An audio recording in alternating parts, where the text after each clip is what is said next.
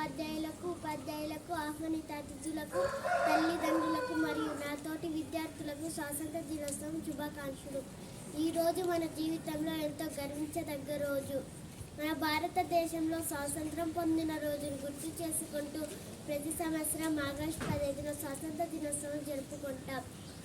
1947 August 15న దాదాపు 200 సంవత్సరాలు British పాలనకు ముగింపు పలికి మన దేశం స్వేచ్ఛను పొందింది. ఈ స్వేచ్ఛ ఒక రోజుల్లో రాలేదు. లక్షలాది మంది స్వాతంత్ర సమర యుద్ధాలు, త్యాగాలు, పోరాటాలు, అంకిత భావం వల్ల ఈ స్వేచ్ఛ లభించింది. భాషలు, మతాలు, సంస్కృతులు ఉన్నప్పటికీ మనమందరం భారతీయులమే.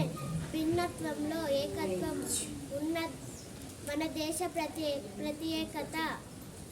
మన జాతీయ పథకంలోని కాషాయం త్యాగాన్ని, తెలుపు శాంతిని, ఆకుపచ్చ అభివృద్ధిని సూచిస్తాయి. మధ్యలోని అశోక చక్రం ధర్మాన్ని, నిరంతర పురోగతిని తెలియజేస్తుంది.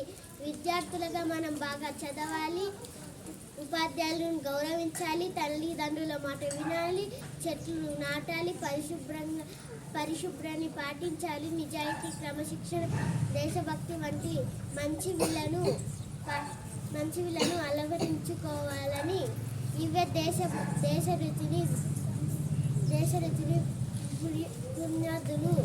పునాదులు. మన దేశం విజ్ఞాన, శాస్త్రం, వ్యవసాయం, క్రీడలు, విద్య ఉన్నప్పటికీ అంతరిక్ష పరిశోధన వంటి రంగాల్లో ప్రపంచాన్ని నిలుస్తుంది.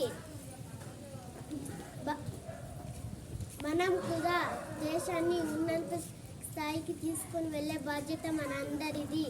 దేశం మనకు ఏమి ఇచ్చిందని అడగకండి, దేశానికి మనం ఏమి చేయగలమో ఆలోచిద్దాం. దేశాన్ని ప్రేమిద్దాం, దేశ గౌరవాన్ని పెంచుదాం, మంచి పౌరులుగా ఎదుర్కొందాం. జై హింద్.